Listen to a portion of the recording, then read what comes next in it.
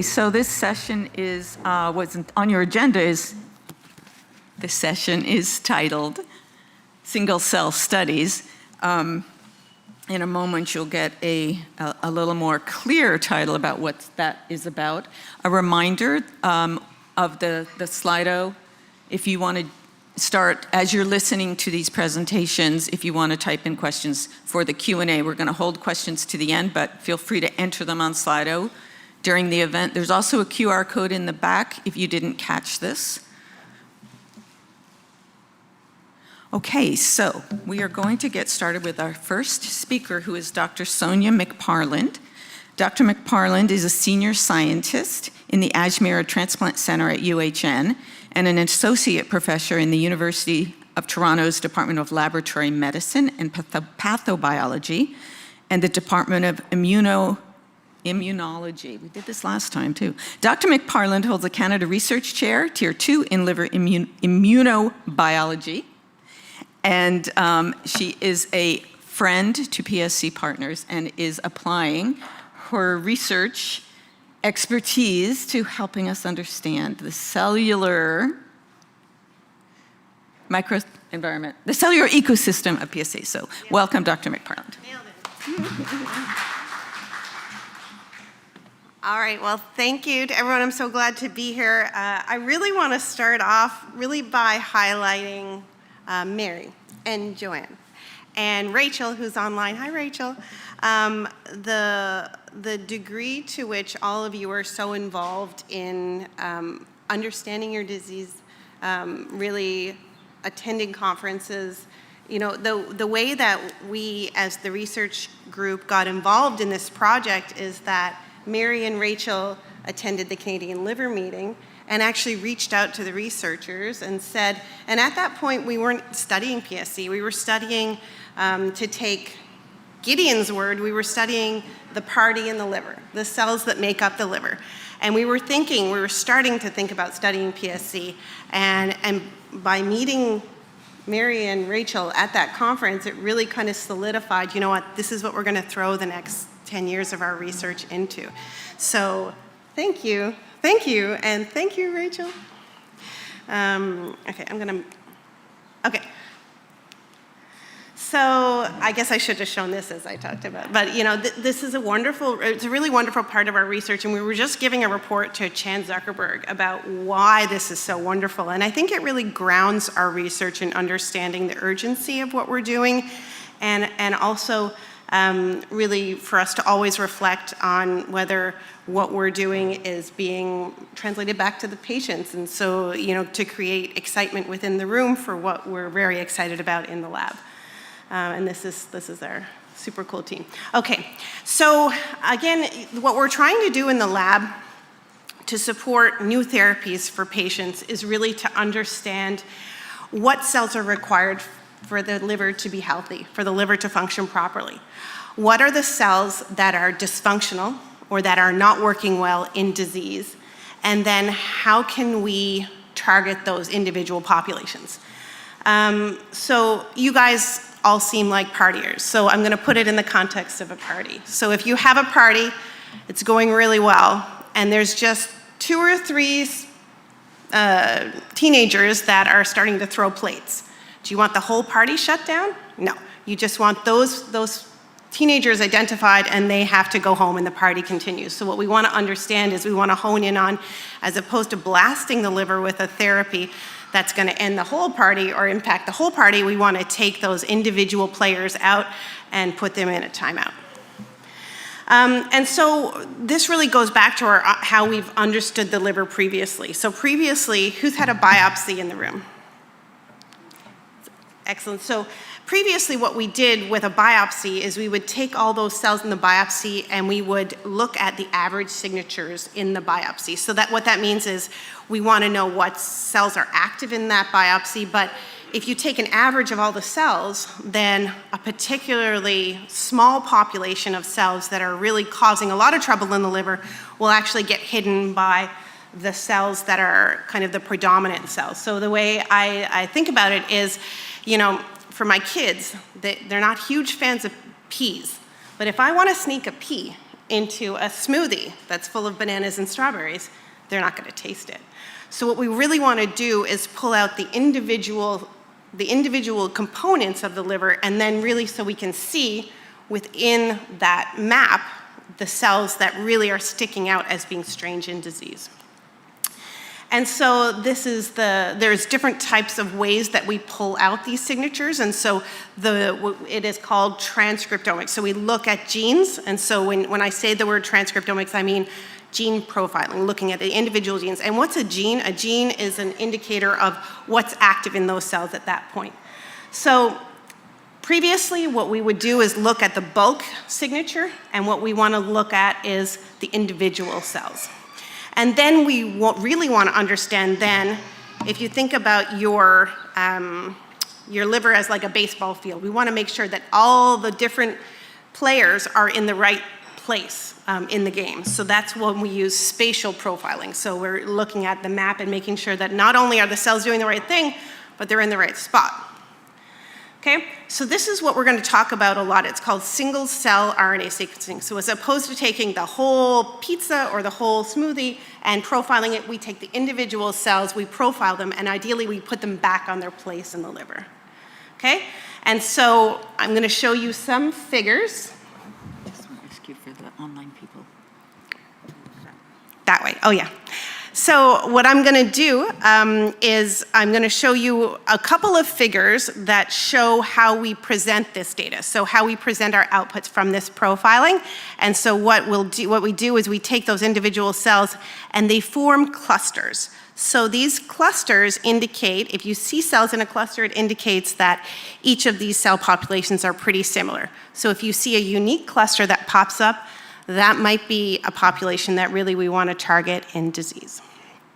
Okay, so as part of our team, including our patient partners, we're really trying to create profiles or a roadmap of what the liver should look like when you're a pediatric patient, when you're an adult patient, when you're a healthy adult, and that really is a good comparator for adult patients and pediatric patients.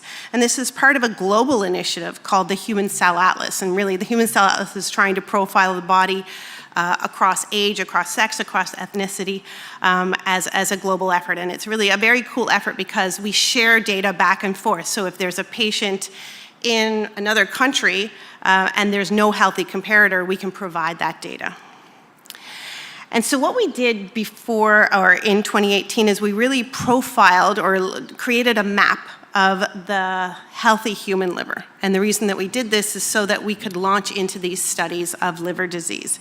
And so the one thing I want to highlight is that we found within that party in the liver that there are cells called macrophages. And they're cells that are meant to eat up bugs. They're meant to take up fats. They're meant to respond to everything that comes from your gut into your liver.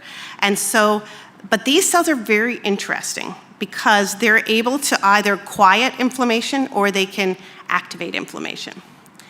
And so what we've done recently is we've expanded that map to look at the livers only in pediatric patients. And the reason that that's so important is because we know that a pediatric liver is not just a mini adult liver.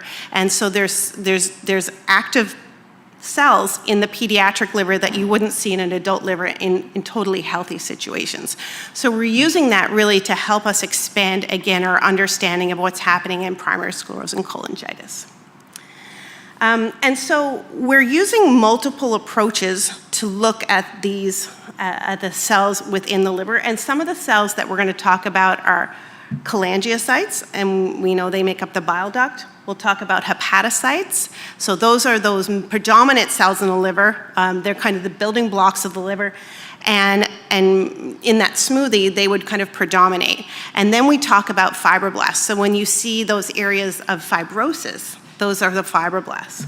And so what we really want to do, or what we're doing, is we're mapping hepatocyte behavior and immune behavior in the liver and how that impacts or how that changes with respect to the degree of disease. And so what we really want to understand are the different populations that we find in the liver. Are they in the right spot? Are they doing the right thing?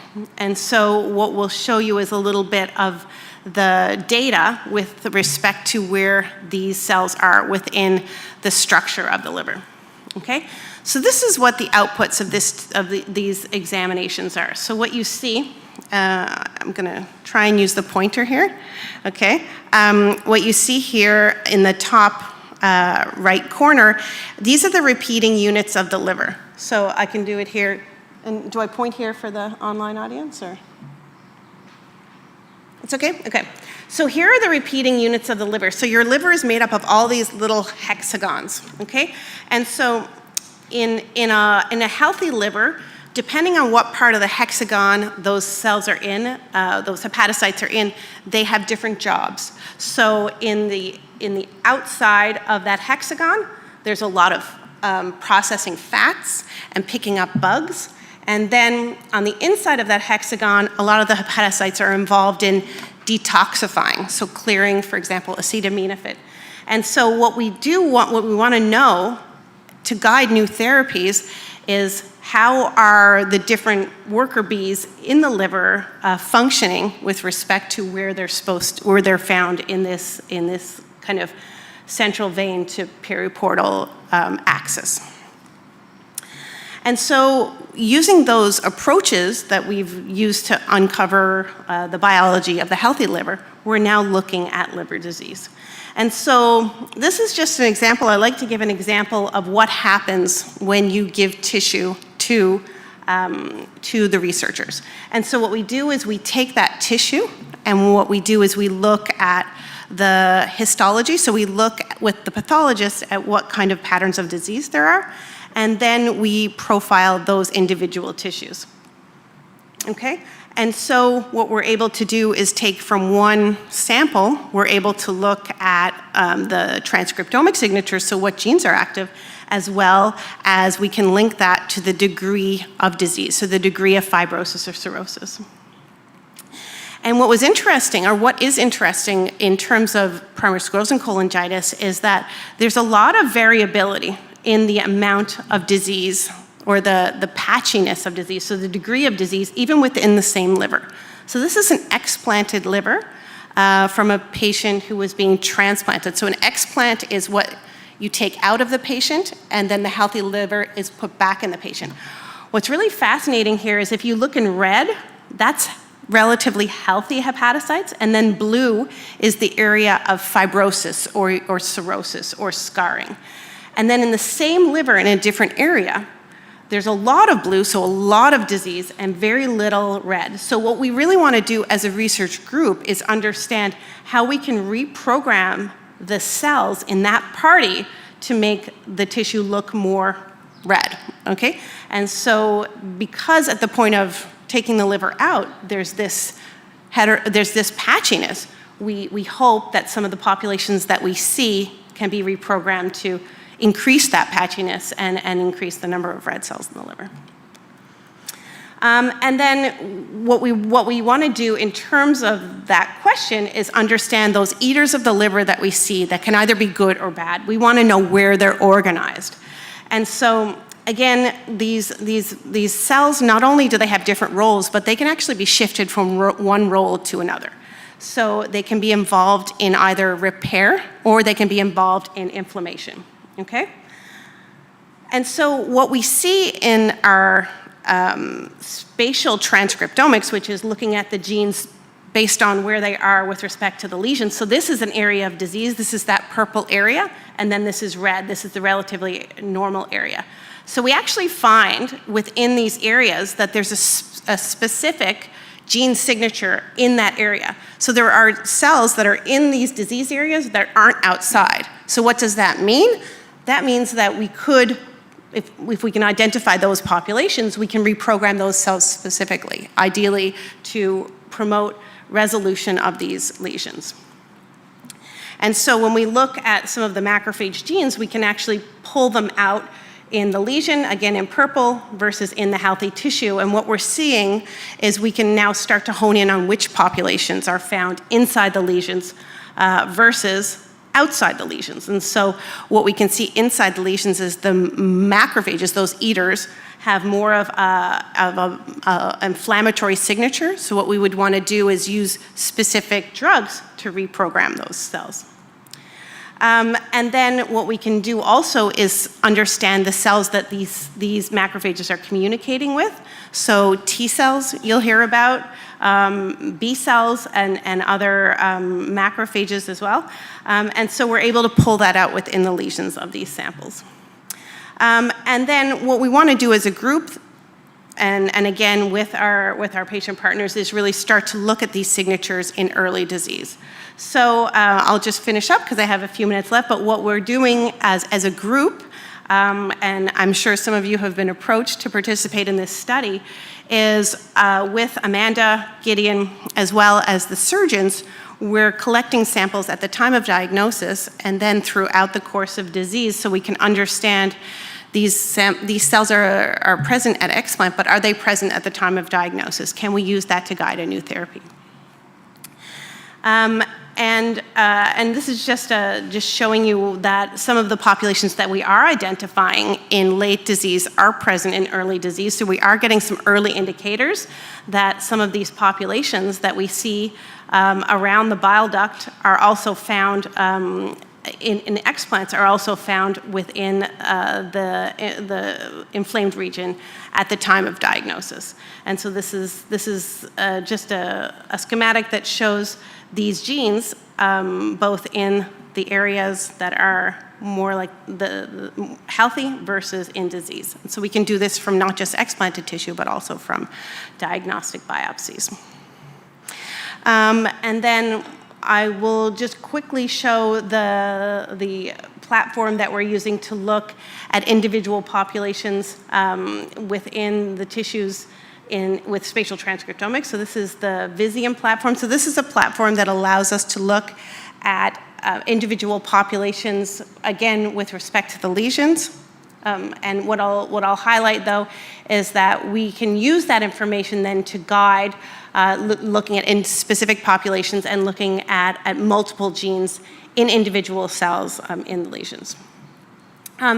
And what Gary will talk about next is how we translate that to new therapies. And then the way we apply this is then we take explanted or the liver that's been removed, and we can actually use that to test new therapies in something called precision cut liver slices. So that's kind of how we close the loop on all of these findings, is that we use the drug discovery pathway that Gary will talk about, and we apply this to tissues from actual patients. And so in summary, we are really excited to start to pull out individual populations that could be driving primary sclerosing cholangitis. And we want to really understand how we can specifically target those populations to kind of tweak the party as opposed to shutting down the party. And again, we really want to reinforce that collaboration and having patients involved in this research is really very, very important. Thank you.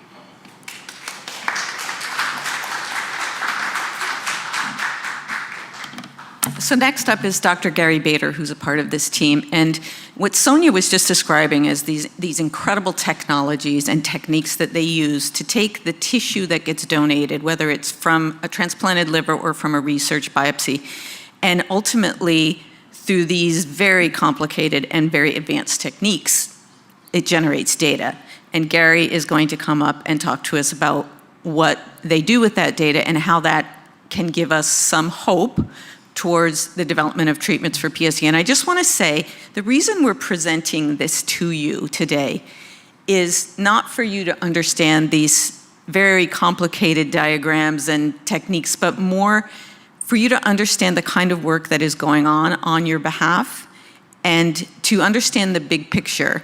And this study, some of this study is supported by a grant that is a patient-partner collaboration, and we are learning how to communicate this very complicated basic science research to the end users of this knowledge, which ultimately is the patients. And so we are going to be asking you to provide us with feedback on what's working and what's not working, what was too complicated, what is useful. So there will be, we'll be asking you in person, but we'll also be following up with surveys. So please be part of this experiment to figure out how to communicate this in a useful way. So with that, Dr. Gary Bader, he is the Ontario Research Chair in Biomarkers of Disease in the Department of Molecular Genetics at the University of Toronto.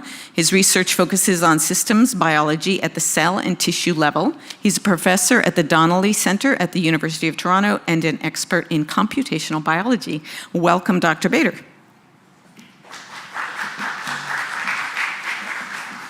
Great. Thank you very much for the introduction, and it's a pleasure to be here. And I hope that what we're telling you about is useful and interesting.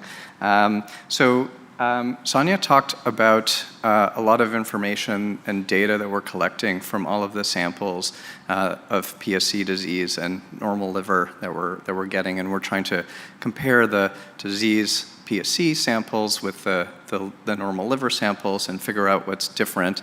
And if we can figure out the mechanisms of the biology that's causing the disease, then we can start trying to find treatments. So when people develop medicines and therapies, there's basically two major ways that the world or humans have figured out how to do that. One, a lot of the kind of traditional way of doing that in big drug companies like GlaxoSmithKline or these big, huge companies, is they try millions of options. So they just have huge banks of chemicals and different types of drugs that they test, and they see if any of them are working. Now, that's a very expensive process, and because you have to try so many things, they might go through millions of different options. It costs like $1 billion. So one of the things that we're trying to do in science is trying to make that faster. That process often takes a long time. The other way of kind of thinking about how to make new medicines is by trying to understand the disease, the biology of the disease, what genes are involved, what molecules are involved, how they're working together, and then we can kind of think about how it works normally, and then try to fix it with some kind of molecular intervention. I'm a computational biologist. It's also called, the field is also called bioinformatics. We use computers to crunch all of this data and try to mine it and find new information that is relevant. And in the case of trying to find new drugs, we're trying to combine a lot of information together to better understand how the disease is working, and then we can try and fix it, as I mentioned. So I'm like the computer guy, as I always joke, it's like the person in my family who everyone asks how they're, to fix their email and stuff like that. So we are just really good with working with all of this data and trying to find the best information from it. So one of the types of information that we get from the studies that Sonia was mentioning is lists of genes. So we can find genes that are activated in disease that are not present in the normal condition. And sometimes these lists of genes are pretty big. We might even find lists of thousands of genes. So we're developing computational methods. So it can be pretty time consuming to go through that if we didn't have computers. You'd have to go through each one manually and learn about it. Each gene has its own function and Wikipedia article page and things like that. So we're developing software, methods, algorithms, technology to kind of automate that and make it really fast. So one of the things we try to do is figure out what processes in the cells these genes are telling us about. If we see genes that are active in disease and not in normal, we might say, what is this a particular pathway that's causing inflammation that these genes are telling us about, or is it something about metabolism? So there's a lot of different things that we know about how the cell works. So for instance, we know a lot about metabolic pathways. This is a picture of the pathway of glycolysis, which breaks down sugars when you eat, and it creates energy from the sugar. And that's present in every cell. So there's a series of steps in this pathway, and a lot of genes are involved in this. So this would be an example of one of the systems that is running in our body in each and every cell, and in this case, it's an energy production system. Here's another example of kind of like a wiring diagram of control circuits in the body. So every cell also has to make decisions. It gets input from outside and it makes decisions and then it reacts. Sonia talked about some of the immune cells. They're very good at reacting to environment, and if they see an infection or something, they can be activated. And sometimes in disease, they are activated even though they shouldn't have been activated. And so these control systems are helping those cells make decisions. And if, for instance, the immune system is being activated when it's not, we can look to see maybe one of these switches is broken, and we can try and figure out how to fix that switch. There's also the cells are growing. Cells grow and divide, and they have all sorts of control systems for that. That's very relevant in the liver because the liver is the most regenerative organ in the body. You can remove parts of the liver and it grows back.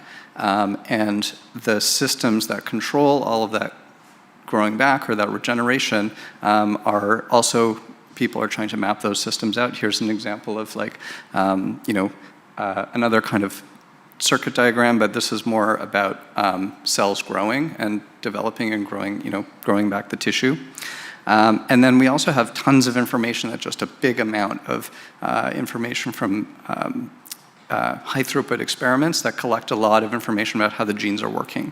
So one of the things that we do is we collect all of this data. We have millions of these data points that talk about the different systems in the body and in each and every cell. And we, as I said, we can, using computers, we can speed up the process of processing all of this information instead of just looking through it all manually. And so that is kind of one task, is collecting all this information from all these different sources.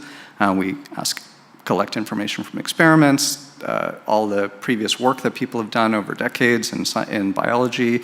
There's all sorts of database information. We pull it all together and we make this big map of how the body is working. The next thing, so that helps us try to find and pinpoint the systems that are failing in disease, and then we can study them and figure out if we can fix them somehow. I mentioned that drug discovery traditionally is kind of a long process, so a lot of people are trying to figure out how to speed it up. And one way that we can speed that up is by reusing existing drugs. So there's a lot of drugs that are on the market for all sorts of different things. Some of them, for instance, control the immune system. They can, fix immune system problems, for instance. There's thousands and thousands of these drugs that we know about. And so because as time goes on, we've developed and discovered all of these drugs and therapies and medicines, we now have this big database of them, and so we can kind of go through that database and figure out if any of those drugs can be used for more than one disease. And lots of drugs are usable for more than one disease, so one of the things we can try to discover is a new disease drug connection that we didn't know about before, but it actually would be useful. So we're starting to do this in PSC now. Sonia mentioned that we now have a lot of data, and so what we're working to do with that data, as Sonia mentioned, is try to find the systems that are broken in the disease, and then those systems are made up of genes and their connections, and then we want to find known drugs that already kind of turn off. Let's say one of those processes is the switch is broken and it's always on instead of being able to be regulated to be on and off appropriately.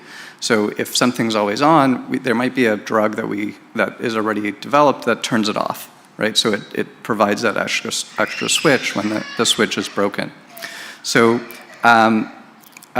so that would be an example of something that we try to find. And then Sonia mentioned these precision cut liver slices that allows us to, sorry, it was something I said. No, I'm kidding. So the precision cut liver slices in other models allow us to test that the drugs are working, that we can say, okay, the switch is broken in disease. We found this drug that might be able to maybe fix it or turn off the system when it's not supposed to be on, and we can actually test it in a sample or cells or other things, and then that allows us to progress and find candidates faster that can eventually go on to more detailed testing. So we're only getting that going with PSC now with all of this data that we've collected, but we've successfully done this in another disease. So I wanted to just tell you a little bit about that other disease, and you can see that just as an example of a success story that we hope that we can repeat with PSC, and we're actually trying to repeat it with many different diseases. So this story is about a brain cancer that affects children called ependymoma. It's the third most common type of brain cancer in children. It affects the ependymum, which is the lining of the central nervous system. And through some of the technologies that Sonia showed, working with Michael Taylor, who's a neurosurgeon who used to be at Sick Kids, he collected a lot of information about this disease, just like we're doing with PSC, and we figured out that there are actually two different types, A and B type, and one affected the youngest individuals, and one had a terrible outcome, and one affected the older individuals and had a better outcome. Through analyzing it with lots of different genomics technologies, like the ones that Sonia mentioned, we were able to find a mechanism that seemed to be driving the serious subtype of the disease. And it was the first time that a mechanism had been discovered. It was a particular set of genes that work together in a machine in the cell that is involved in one important process. And fortunately, we're very lucky to find that there were known drugs that target that machine and can change the way the machine works. So it can turn it on or can turn it off. And that actually led to finding like an on-the-market drug that was normally made for, was originally made for a blood disease, but it affected this machine that is inside the cell in the same way, or it controlled the machine. So we were able to actually test it on an individual, a 9-year-old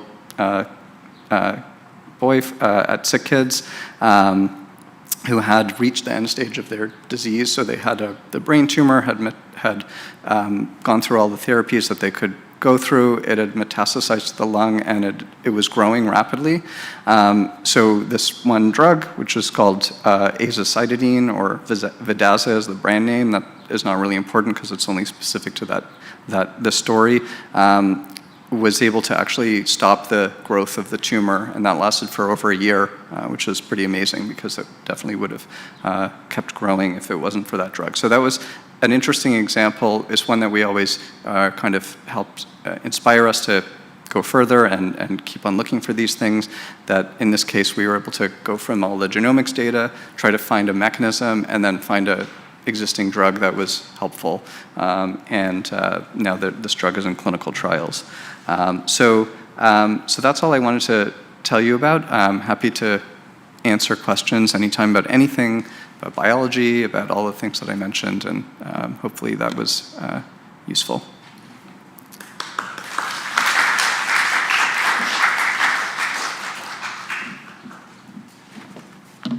Thank you, Dr. Bader. So we're going to take a little bit of a hiatus from the science for just a minute.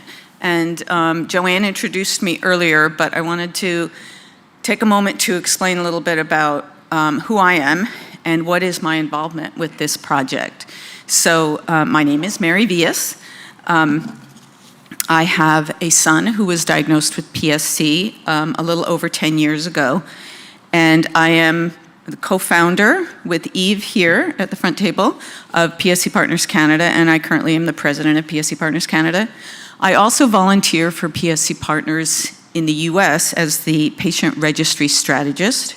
I am a full-time volunteer, and now I am also a principal investigator of a PSC patient partner collaboration. So that's kind of a big jump. So I thought I'd talk a little bit about why. So here is my why. This picture was taken about 10 years ago, not long after we learned what the words primary sclerosing cholangitis meant, and in fact, also learned where our livers were. This is my family. Myself, my husband Jay, my kiddos here as teens, they're now young adults. Dev, the younger one, is here with us today, volunteering in the shop. And our son here was still in high school, and he was recently diagnosed with PSC. When I look at this picture, I remember how I felt at this time. And for those of you who are new to PSC, my experience was that at this juncture 10 years later, I feel completely different. It won't always feel the way it does now.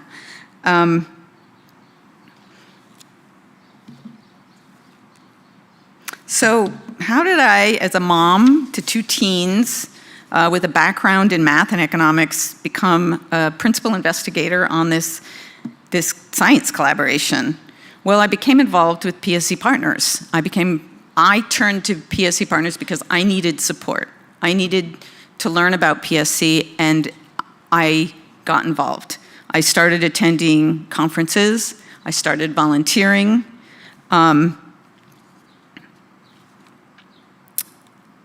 And that was, I was receiving support. And what I learned was that the organization does a lot more than the support and education that you all might initially engage with. And our mission, in addition to provide that support and education, is to drive research. And we do that through our grants program. We do it in a number of ways. A couple are through our grants program and also through our sponsored research program. There's a couple projects that are ongoing, WIND PSC and a PSC symptom assessment project.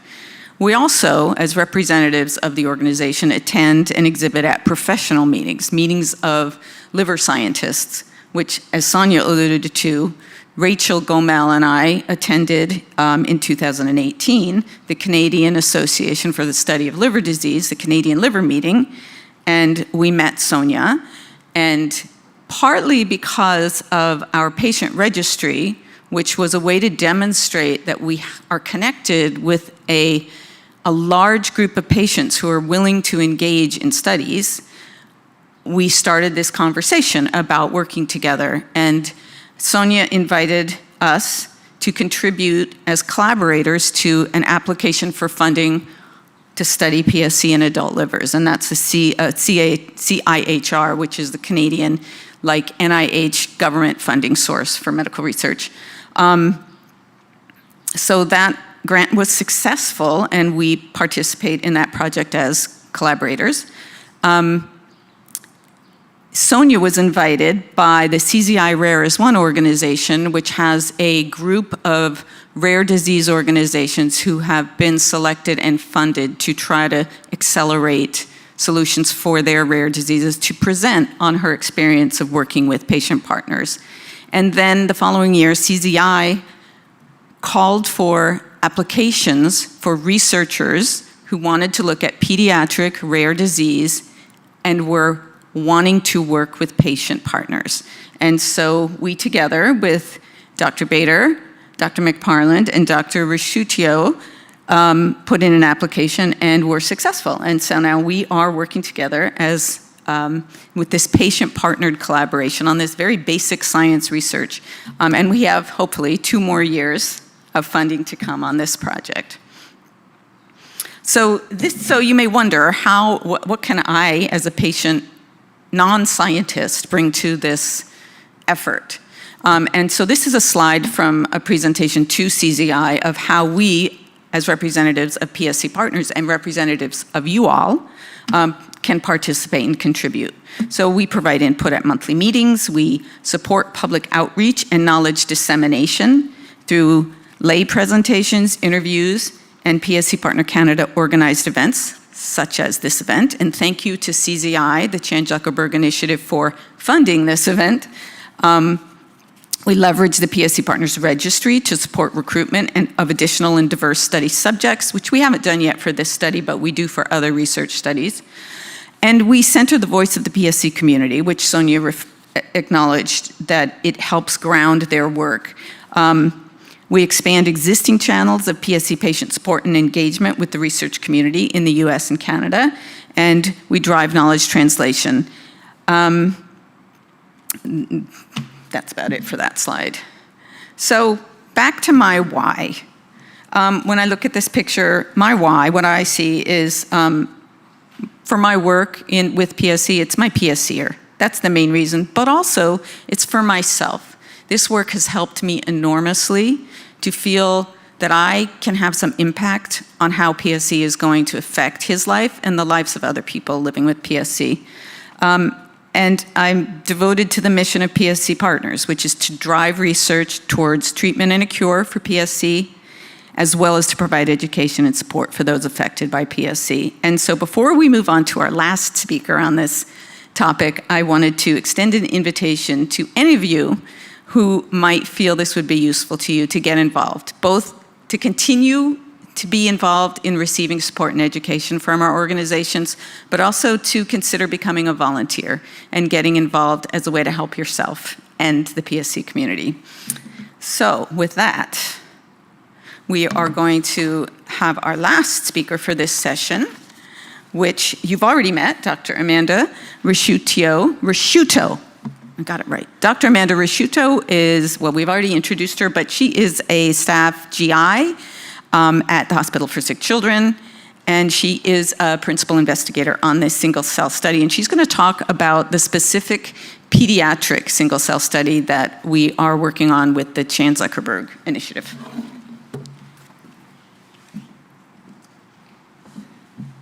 All right, thank you. It is a tricky last name. I've heard various permutations of it. So you've heard wonderful talks from Dr. McParland and Dr. Bader, and in this last part, I'm going to try to tie it back to the gut. I think you heard very nicely and clearly from Dr. Hirschfield this morning. Increasingly, we think of PSC and IBD as one disease manifesting in two organs. And up until fairly recently, I would say research in this field has been really focused on the liver, and if there was some research in the gut, it was really siloed. From the liver. And it's only recently that we're really starting to put the two together and try to understand this disease as a whole affecting these two organs. And that's what this grant is. There's a major focus on that piece in this grant. So before I get into the specifics of the grant, I just wanted to give a little bit of background about this link between PSC and IBD. As you heard from Dr. Hirschfield, there's a very strong link between PSC and IBD. Most people with PSC also have IBD. You can read various studies and see different percentages for the number of people with PSC who have IBD. I believe the harder you look for the IBD, the more you find, and it's probably even higher than this percentage. We don't know exactly why this happens, that people tend to have PSC and inflammation in their bowel as well.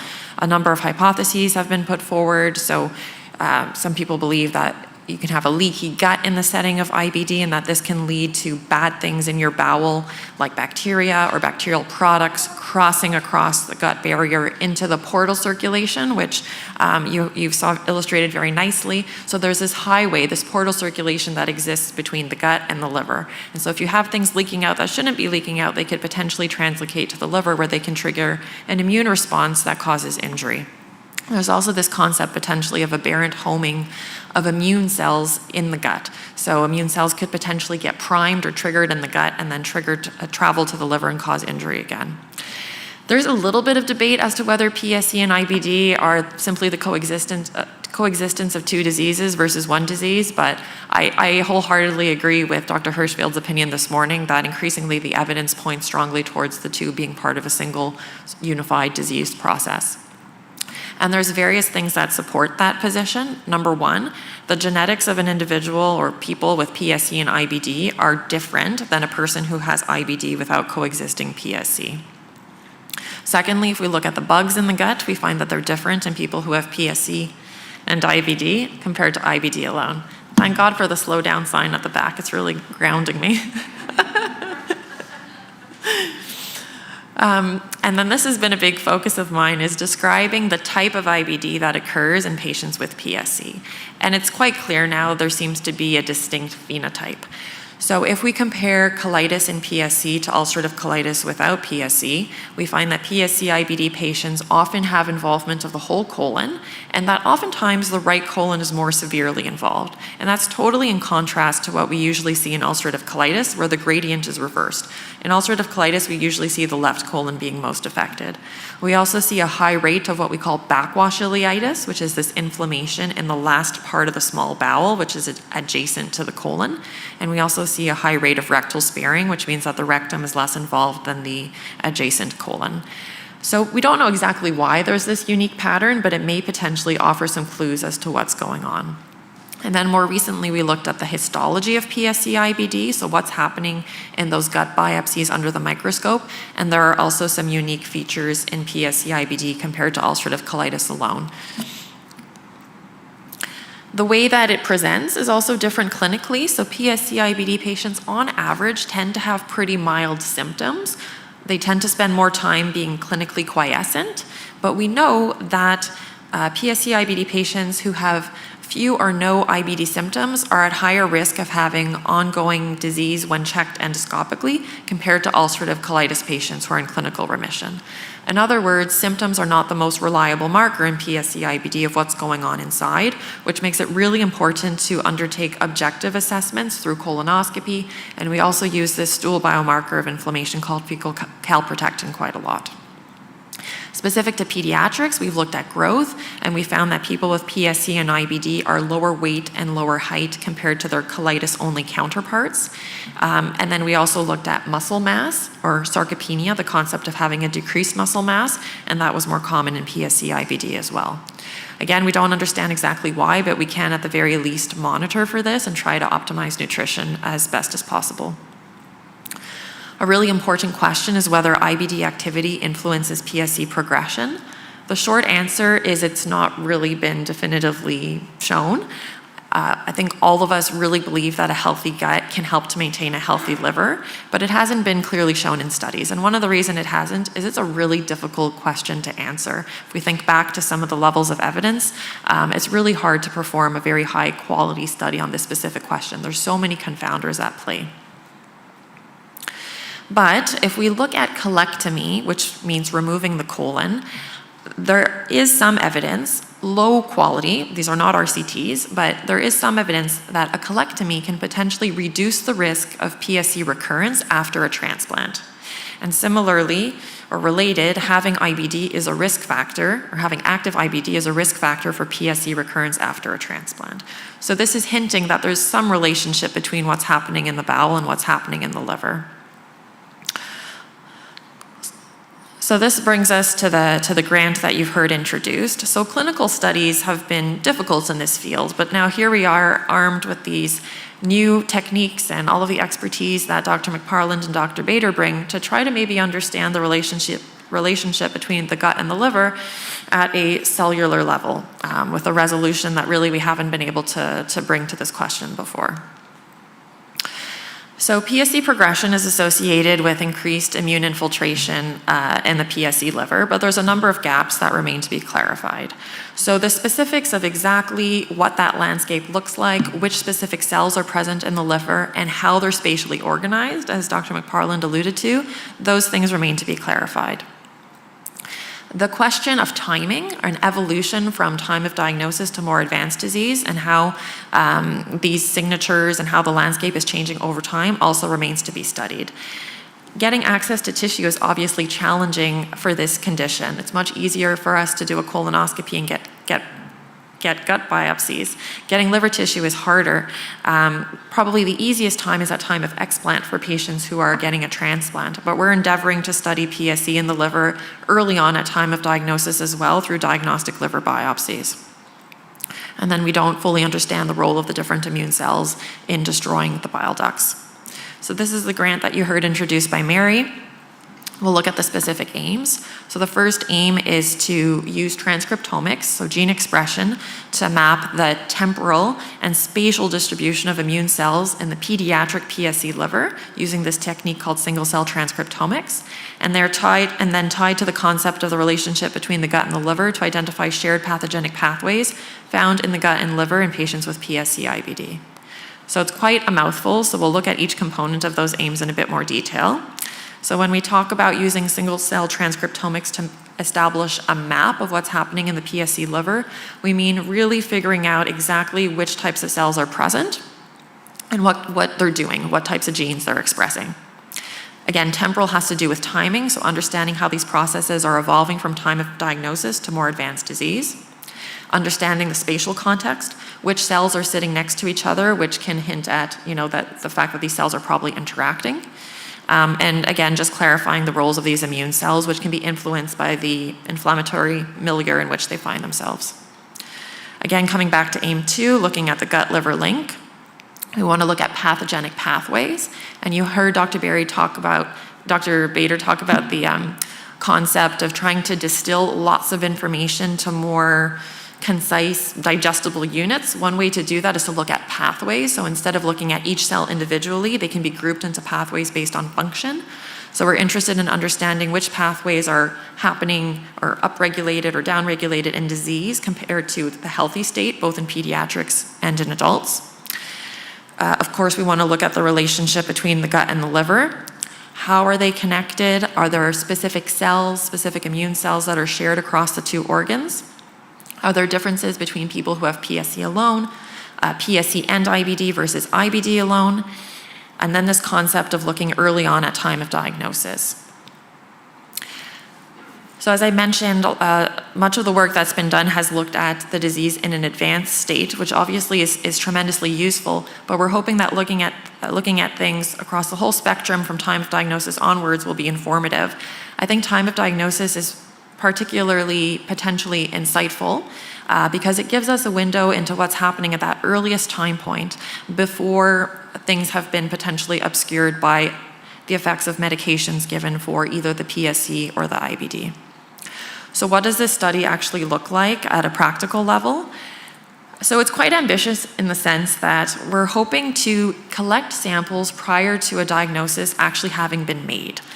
So we're trying to find patients where there's a suspicion, a possibility of PSC IBD, and to collect an extra piece of liver tissue at the time of that diagnostic liver biopsy to confirm PSC, and some extra gut biopsies at the time of that diagnostic colonoscopy to confirm IBD. And we sample the gut in multiple regions, informed by this unique distribution of disease that we've seen clinically, so we can look at what's happening at a cellular level in each of those segments of the colon and the small bowel and see if it might mirror what's happening clinically. And we also collect blood at that time. We can look at the immune populations in the blood as well. So Sonia spoke a lot about transcriptomics or gene expression. So we start sort of with an unbiased discovery approach where we look at the whole transcriptome, which means we're looking at every single gene that's expressed in that tissue. And then that generates hypotheses or ideas, which we then look to validate at the protein level. When we look at proteins, we don't look at every protein present, but we sort of pick specific ones. So we use a targeted approach to help confirm what we're seeing with our gene expression. And then spatial transcriptomics, again, is looking at gene expression, but with spatial context, and that too can be validated or confirmed using proteomic methods, so looking at how proteins are found with spatial context using things like histology, immunohistochemistry, or imaging mass cytometry. So T cells are of particular interest as well. They're immune cells that have these specific receptors that are directed at specific targets. And when T cells encounter their specific target, they can multiply and travel to other sites in the body.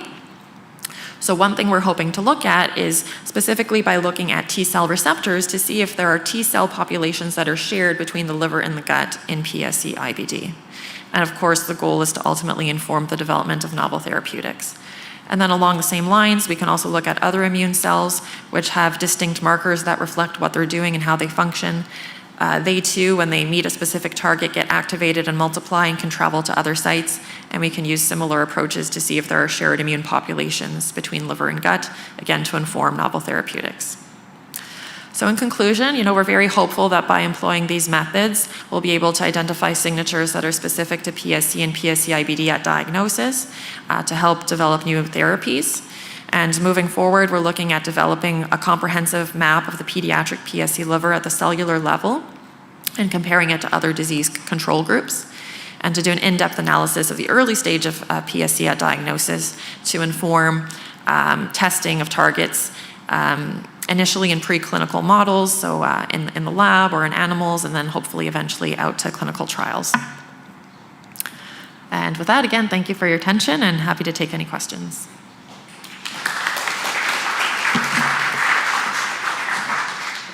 Okay, thank you so much. Would the three of you please join us for the Q&A? And we have a community member, Dina Rudell, who is going to serve as our knowledge translator to help us ask questions to understand this complicated study. So please do not hesitate. Any question is a good question. We know we threw a lot of science at you. And I think we've got a good 20 minutes for Q&A. So please raise your hands. We have the mic runners here to ask your questions in person or enter them into the Slido. And online people, we hope you will put your questions in as well.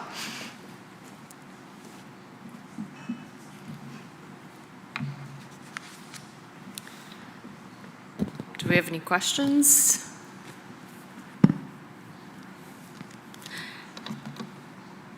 Given the integral relationship between the liver and the gut in PSC, how are you triangulating your research with gut data? Example, microbial interactions. So I'll take the first part and Amanda will take the second part. So what we're doing is we're taking patients and we're looking at their gut and their liver at the same time. So what we're trying to find is shared populations of those macrophages, which are those eaters, as well as shared T cells. Or if there are not shared T cells, we find out where they're tracking to within the disease area. And Amanda will talk about the sampling of the poop. Yeah, I mean, there's always sort of an endless number of things that could potentially be looked at. Our goal with approaching this question is to try to collect as much data and samples as possible to position ourselves to then be able to look at additional relevant questions. So the focus initially is on this question of cellular landscape and immune cells. Of course, we believe that microbiome probably plays a role in this condition, and there have been lots of studies demonstrating that the microbiome is distinct in patients with PSC and PSC-IBD compared to IBD without PSC. So we are, asking to collect stool samples as well along the way, which we can subsequently analyze and try to integrate into our analyses as well. I would say that studies of the microbiome alone in the world of PSC have not really provided the answer in terms of advancing treatment, so we're hoping to sort of take it a step further, but recognizing that the microbiome is something that we should be looking to integrate eventually as well. Thank you. Hi. So my question was, is there any difference that you guys are seeing if there's AIH and PSC and IBD? Or is there a cellular difference? And how they kind of look, and how do you change management, or is there anything? No, not a great question, sorry. No, it's a great question. The topic of PSC and AIH overlap is one that I find really interesting. And like Gideon said, it's like a topic for a whole day. We have similar opinions on it. So I think work that Sonia has done actually looking at the healthy pediatric liver maybe sheds some light. So you can provide more details, but in the pediatric healthy liver compared to the healthy adult liver, in general, some of the immune populations were more activated, more inflammatory, which I think is really interesting because in PSC, we know that in pediatrics, we see a higher rate of patients who have, AIH features. And there's a lot of debate. Is that a different disease, PSC with AIH, or is it just that children manifest their PSC in a more inflammatory fashion, but over time, it eventually all becomes the PSC that we see in adults. So I think this finding in the healthy liver, to me, actually favors that hypothesis, that there's something about the pediatric liver that's maybe more inflammatory, and that's what we're picking up in PSC as well. Whether that makes PSC with AIH features amenable to different treatments, I think is unclear. We tend to treat PSC with overlapping AIH the way we treat AIH, but it's not been shown clearly that that's helpful. Thank you. Dr. Amanda, when thinking about the PSC-IBD link, how does that play into the risk of PSC recurrence post-transplant? Yeah, it's an important question. I think our goal with treating PSC-IBD at all times, including, if there's a transplant on the table, is we want to try to manage that IBD as best as we can. There's no reason not to do that, and many potential benefits of doing that. So we want to achieve what we call mucosal healing, which means the bowel looks normal. Possibly it helps the liver. It certainly is helpful to reduce the risk of colon cancer, even in regular ulcerative colitis. The main risk factor for colon cancer is active colitis.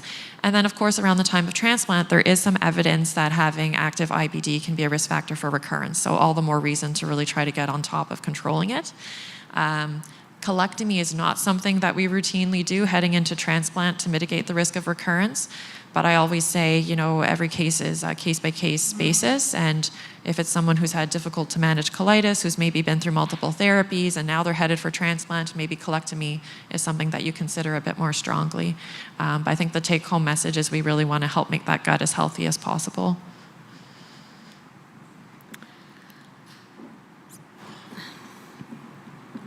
Okay, the next question. How will you study what's going on after diagnosis but before transplant? Yeah, so that's an interesting question, and it kind of ties into some of the work you guys are doing as a community with your WIN study. So one of the things we want to do kind of as a sub-aim of our work is to link what we see in liver to what we see in blood. So some of the cells that we're seeing that are coming up as being inflammatory in liver circulate back through the blood. So what we're trying to do is understand these shared populations, and then what we can do, or what we are able to do in a less invasive way, is between diagnostic biopsy and explant, if there's no other biopsies happening, we would monitor those cell populations in the blood. And so this is where the WIN study would get very exciting. So what we're trying to do is create a biomarker for progression. So ideally, we'll be collecting blood and stool at different time points between diagnosis and explant. Yeah, and in addition, it's not very common to have repeat liver biopsies in PSC patients after diagnosis, but it does happen sometimes. So those are great opportunities to try to understand what's happening in between diagnosis and transplant. And there are some of the methods that were presented, like some of the spatial transcriptomics, can also be done on samples that have been stored for clinical purposes. So we can actually go back to patient samples collected clinically from several years ago and try to take advantage of situations where there have been repeat liver biopsies, because it isn't very common. And then at the adult level, so we have a parallel study in adults. It's actually ethically approved to collect research-only biopsies. So there are 8 patients during the course of their disease at the adult level that have given biopsies for the purpose of answering that question, studying what's going on between diagnosis and transplant. So we can translate some of that information to, again, identify some of these biomarkers as well, and we could apply that to the pediatric samples. Okay. Is liver biopsy standard practice if there's already an MRCP confirmation of PSC and no concern for AIH? These are great questions. It's a very good question. I think perspectives may differ across people. I think there is a move away from doing, I think several years ago it was quite routine to do liver biopsies in most pediatric PSC. I think there is a bit of a move away from that. And this person's absolutely right. If you've got someone who has got slam dunk PSC on their MRCP and really no concern at all for features of AIH, a liver biopsy may not be necessary. So liver biopsy is currently indicated to look for features of AIH, or also if you suspect what we call small duct disease, which means, you think there might be PSC, the lab suggests it, but the MRCP is coming back normal. That's another indication for liver biopsy. But in our pediatric research, we're only getting the liver tissue at time of clinical biopsy, so we're not imposing biopsies simply for research as they are in the adult part of the study. Any questions out here?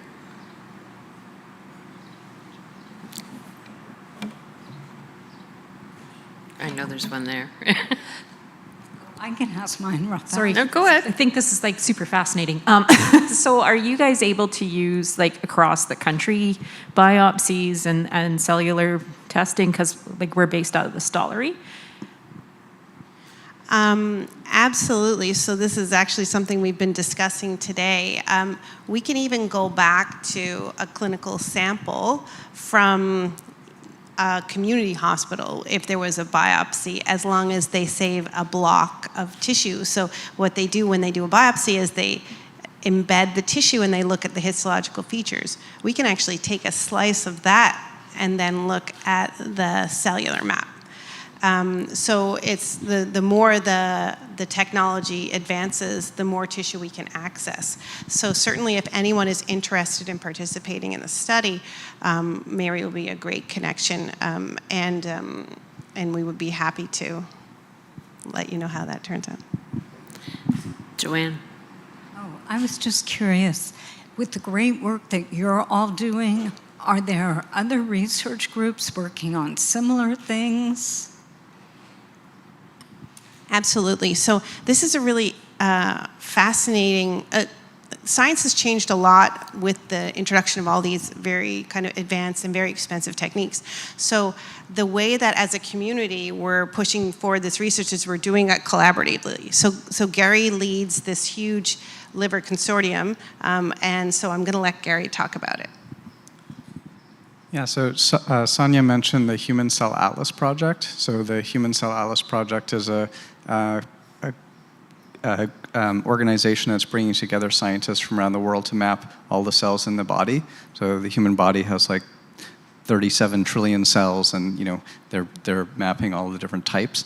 There's about 3,000 scientists around the world participating in that, and then each part of the body has its own community. So I'm one of the coordinators for the Liver Cell Atlas project, and that has linked all the people who are looking at the single cell technology in liver, and we have people from Singapore, Australia, Belgium, UK, including Scotland, a number of places in the US, and we regularly meet to share our knowledge to try and speed up the research as fast as possible. So one of the things Sonia was just mentioning is that this question that came earlier about can we use samples that have been banked before to speed up research instead of having to wait for new samples to come in. Can we, speed things up by collecting them faster? And so we have this network of people that we can reach out to, and Sonia did some tests to figure out that the new technology can be used on these old samples, and we're going to be presenting that to everybody else in the community, and then they'll be able to do that. And so the more we can share that information and work together through these networks of scientists, the faster we can everybody's research can progress. So that's one of the motivations for everyone coming together, is sharing that knowledge and expertise. Just one person has to do a test, and then everybody knows, and then that's we all get information that way. So I hope that answer. That doesn't specifically talk about PSC, but there are some PSC researchers that are connected through that, and so that's even a stronger link that we make within that bigger community. And one of the things that was really great, I don't know if you guys were at the IRCN, was, having patients drive the research, it adds a different focus. You bring different people together, and sometimes historically research has taken place in a silo, so people have a finding, they protect it until they publish it. When patients are at the helm of the research, they really motivate everyone to share that data even before it's published. It moves the science faster. And then Mary and Steve and the group, they actually brought researchers from across the world that were working on PSC, made sure they were in the room together and kind of said, you know, how should you all be working together? And I think that's a very powerful approach to guiding your own research. And I think that really created links that didn't exist before. Is there any other research being done with patients that specifically have Crohn's and PSC? Yeah, I mean, I would say in general, we don't make a distinction when we're looking to include patients. Anybody is eligible, whether their IBD phenotype looks more like UC and Crohn's disease. The reason you hear me say colitis more is because most patients with PSC have colitis. It's definitely by far the most common presentation. And even for patients who have a label of Crohn's disease, it tends to be affecting their colon. Having isolated small bowel Crohn's is really unusual. And really, I think there's a whole question of whether these labels of ulcerative colitis and Crohn's disease should actually be applied to patients with PSC, because I just think it's different. You know, I think they have PSC IBD, and it, you know, we try to give it a name just to kind of help with communication, but I think it's a unique entity. But when we're looking to study patients in these studies that you've heard us describe, it's open to everybody.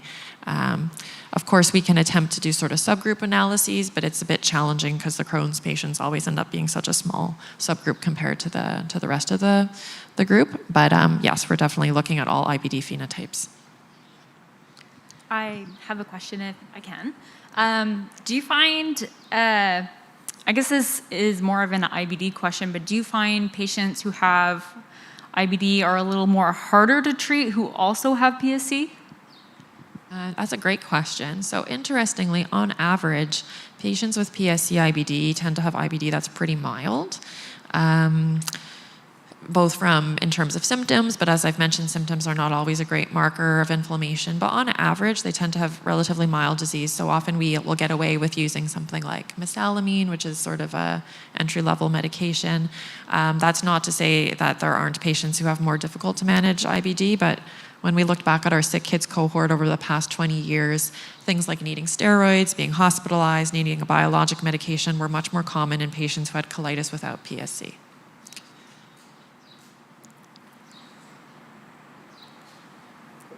Okay. Oh.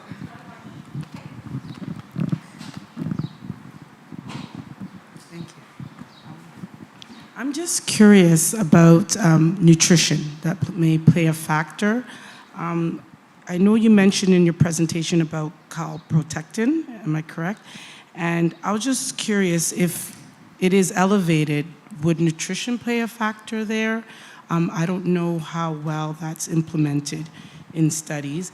And my second question is about, I believe, your current study, Dr. Amanda. I believe it's on GIHEP Biobank, I believe.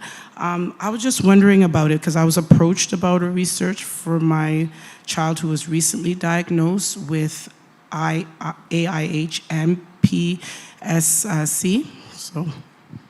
No, that's a great question. So our mechanism at Sick Kids for getting access to samples to share with Sonia is what we call our biobank. So it's called a biobank because really it's there to help supply all different types of studies, ones that we're doing now and future studies, but specifically right now we have a big focus on PSC, and patients who get enrolled to that biobank, that's our mechanism for sharing liver tissue and gut tissue with Dr. McParland.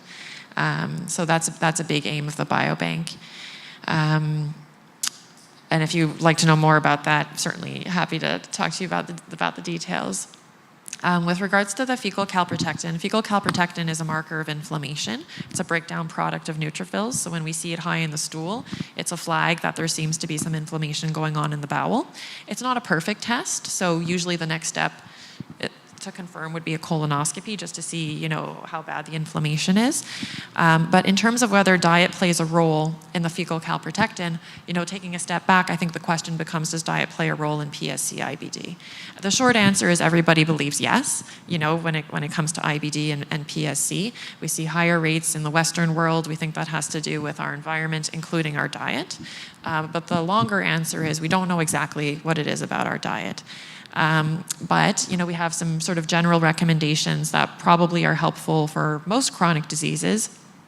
So, you know, things like general healthy eating, not eating too much processed foods with additives, lots of fresh fruits and veggies, whole grains, lean meats, not too much red meat, not too much dairy. So it's general principles at this point in time. We may one day get to a point where we have more specific targeted interventions when it comes to diet, but we're not quite there yet. Thank you. They were great questions.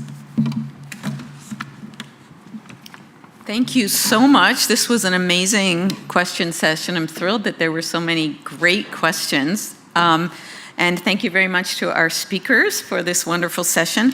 I'm just going to do a little bit of housekeeping. We are going to break for lunch and peer groups now. So lunch is going to be served in the lounge. Please get your lunch and bring it back to your peer group. So for our participants, the teens are going to be meeting upstairs in the boardroom, and the adults affected by PSC are going to be meeting in 2 separate groups here in this hall. Everybody else, please enjoy your lunch in the lounge. And at 2:05, we are going to gather back together for a photo, probably outside, for a group photo. And we'll ring the gong for that. And then after the photo, we'll return back to the hall for report outs from the peer groups and then for our last session.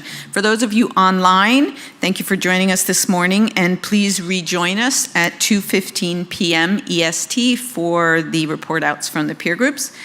And then finally, I just want to mention that we have 2 corporate sponsors for this event today, Escient and Mirum Pharmaceuticals, and Mirum has representatives here exhibiting at the back of the room. So please find a moment to say hello today and enjoy your lunch. And thank you very much to our speakers.